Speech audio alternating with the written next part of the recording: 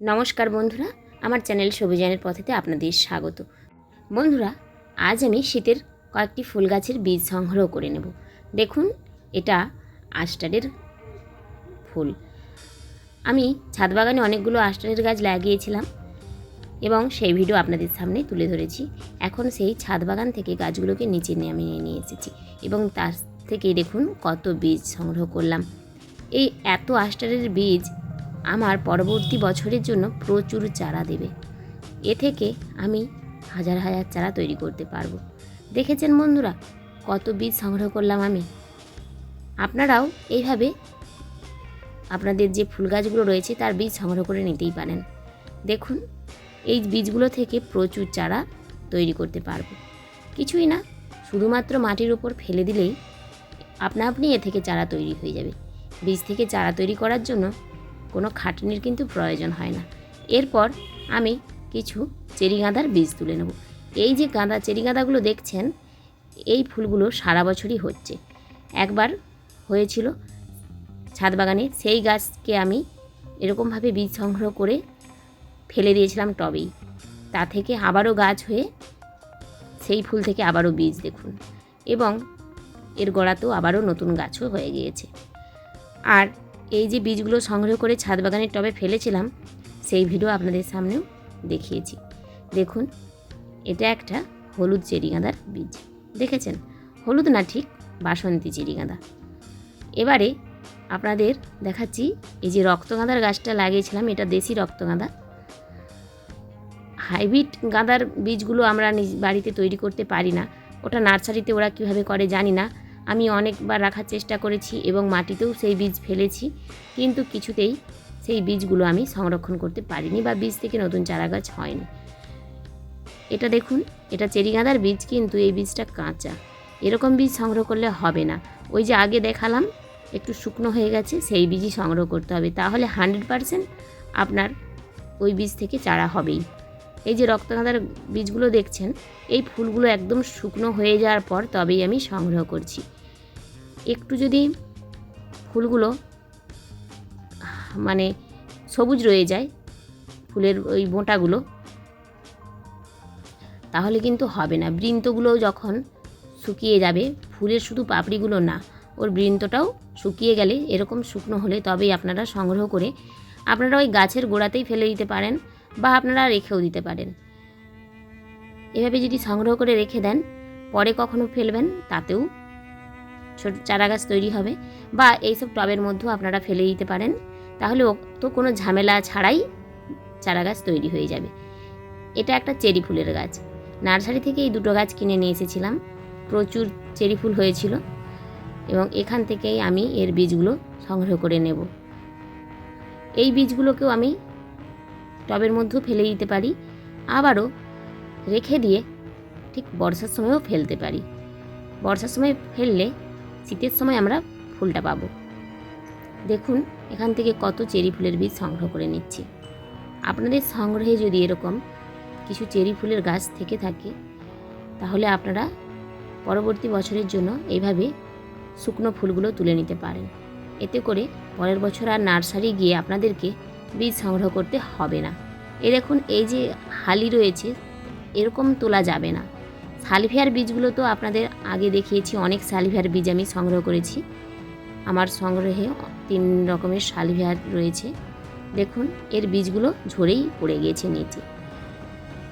আর আমি এইভাবে টবের মাঝেই ফেলে দিই, ওতে করে কোনো ঝামেলা ছাড়াই কিন্তু গাছ হয়ে যাবে। তাই আমি আপনাদেরও বলবো, আপনারাও কিন্তু এরকম খুব সহজভাবেই গাছ করতে পারেন।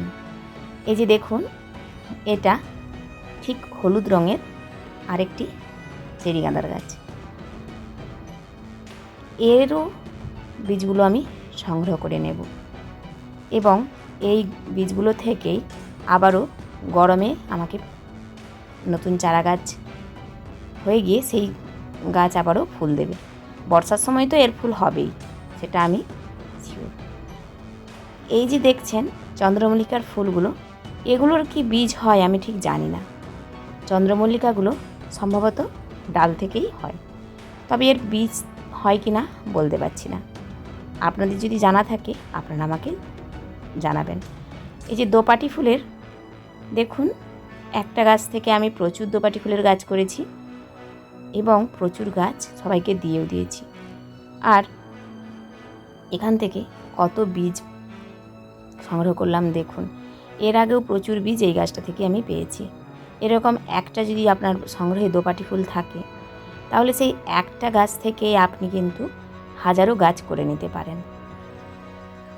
আর আপনি যদি মাটিতে লাগান বা টবে লাগান, সেই টবের গোড়াতেই এর বীজগুলো ফেলে দিলে আপনা আপনি কিন্তু গাছ হয়ে যাবে। দেখুন, এই দোপাটি ফুলের বীজ সংগ্রহ করা কিন্তু একটু কষ্টের, কারণ বীজগুলো যদি আপনার হাতটা একটু হালকা হয়ে যায়, ছিটকে বাইরে পড়ে যাবে।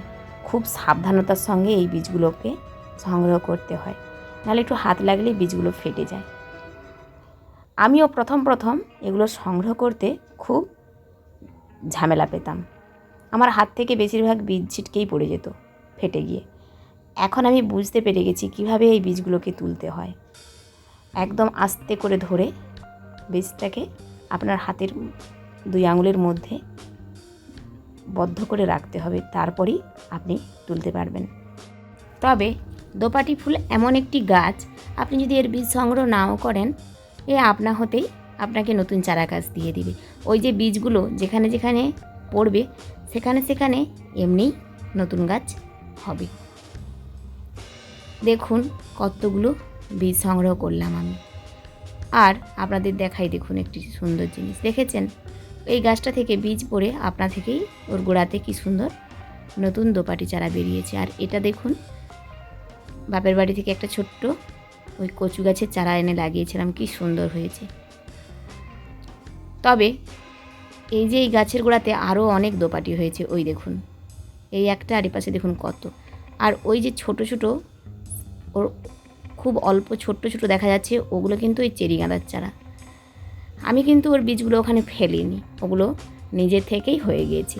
ওই যে বললাম না, গাছের ওই ফুলগুলো থেকে বীজগুলো যখন ছিটকে পড়ে যায়, তখন আপনা হতেই সেই গাছের গোড়াতে নতুন চারা গাছের সৃষ্টি হয়ে যায়। তাই আপনারা বীজ সংগ্রহ করুন বা না করুন, চারা গাছ কিন্তু আপনি পেয়ে যেতে পারেন এইভাবেই। দেখুন ডালিয়ার বীজটাও কিন্তু আমি জানি না ডালিয়ার বীজ হয় কি না, কারণ ওর তো গেঁড় থেকেই নতুন গাছ জন্মায়। এটাই জানি যে ডালিয়ার ওই একটা গেঁড় থেকেই বছরের পর বছর নতুন চারা গাছ হতে পারে।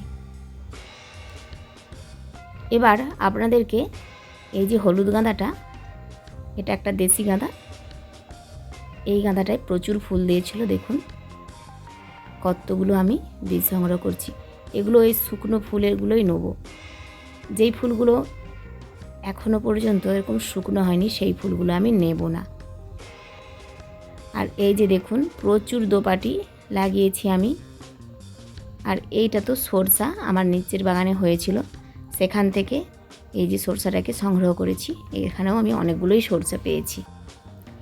এই যে শীতের এত ফুলের বীজ আমি সংগ্রহ করে নিলাম, আশা করি পরের বছর আমি কিন্তু খুব কমই গাছ কেনার চেষ্টা করব। আর পরের বছর এগুলো থেকেই আমি প্রচুর গাছ তৈরি করতে পারবো। এবারে চলুন, ওদিকে আরেকটা আস্টারের গাছ রয়েছে, সেটা থেকে বীজগুলো তুলে নিয়ে দেখছেন এই গাছটাও শুকিয়ে গেছে। এর বীজটা যদি না সংগ্রহ করি, এটাই মাটিতে পড়ে নষ্ট হয়ে যাবে। তাই এর বীজগুলো আমি এখন এখান থেকে নিয়েছি। আর ওই যে দেখুন গাছের গোড়াতে ওই বস্তাটার মধ্যেই নতুন পুঁই গাছের চারা বেরিয়েছে। এভাবেই নতুন নতুন গাছ আপনা হতেই কিন্তু হয়ে যায়। দেখুন এখান থেকেও কতগুলো আস্টারের বীজ আমি সংগ্রহ করলাম।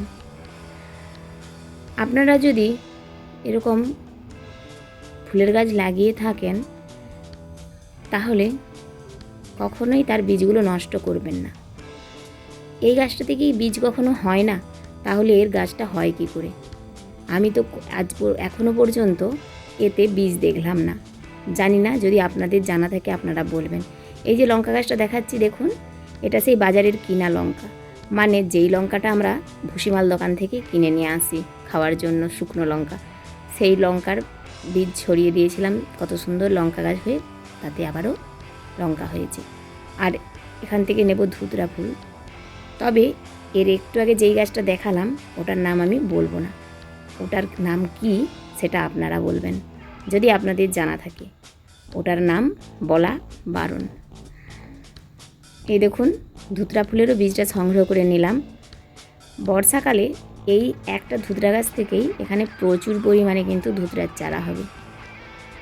এটা আমার 2 থাকের ধুতরা, মানে 2টো পাপড়ি, ওপরে একটা নিচে একটা।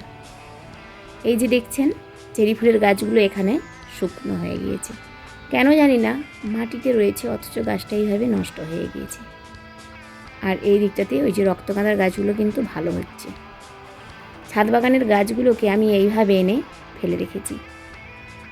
ছাদ বাগানে জল দেওয়ার কষ্ট, আর নিচের বাগানে মাটি ফেলবো, তাই অগত্যা আমাকে এইভাবেই সব ফেলে রাখতে হয়েছে। বাসন্তী গাঁদাটারও একটা বীজ তুলে নিলাম। দেখুন কতগুলো বীজ সংগ্রহ করেছি আমি। দেখেছেন কত বীজ পেয়েছি। ক্যাপসিকামের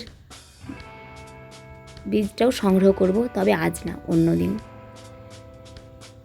এটা কি গাছ বলুন তো, আমি এটার ঠিক নাম জানি না। হ্যাঁ, তবে এটা ভারবিনা নয়, এটা অন্য। এরও দেখলাম কিছু বীজ শুকিয়ে গিয়েছে, তাই এই বীজগুলো আমি নিয়ে নেব। এই বীজগুলো খুব শক্ত। পরের বছর এর থেকে যদি আমি 2টোও চারা করতে পারি তাহলেই আমি মনে করব আমি খুব হ্যাপি। এই যে সালভিয়া, এর তো আগেও দেখিয়েছি আপনাদের কাছে, এর প্রচুর বীজ সংগ্রহ করেছি এবং সেই বীজগুলো আমি যত্ন করে তুলে রেখেছি। আবারও দেখছি কিছু বীজ শুকনো হয়ে গিয়েছে, তাই তুলে নিলাম। আর আপনারা হয়তো ভাবতে পারেন যে সালভিয়ার ভেতরে বীজ নেই। না বন্ধুরা, এই যে ছোট ছোট কালো কালো এই যে ছোট্ট বীজটা, এর ভেতরেই আছে একদম খুবই ছোট সামান্য, দেখুন কালো কালো বীজ, ওইগুলো থেকেই কিন্তু সালভিয়ার গাছ হয়ে যাবে। দেখুন আমার বীজ সংগ্রহ হয়ে গিয়েছে। মোট আমি 12 রকমের বীজ এখানে সংগ্রহ করেছি। দেখেছেন? আজকের মতো আমার ভিডিওটি এখানেই শেষ করছি। আমার ভিডিওটি যদি আপনাদের ভালো লেগে থাকে তাহলে কমেন্ট করে আমাকে জানাবেন, ছোট্ট একটা লাইক করবেন, আমার চ্যানেলটিকে সাবস্ক্রাইব করে আমার পাশে থাকবেন এবং পারলে আপনারা সবাই এরকম 2-1টা গাছ লাগাবেন। গাছ লাগালে আমাদের শরীর এবং মন দুটোই ভালো থাকে, আর গাছের মতন উপকারী কিছুই নেই। বীজগুলো এখন রোদে শুকনো হোক, আমি আসি। আবারও দেখা হবে পরবর্তী এক ছোট্ট ব্লগে। ততক্ষণের জন্য টাটা।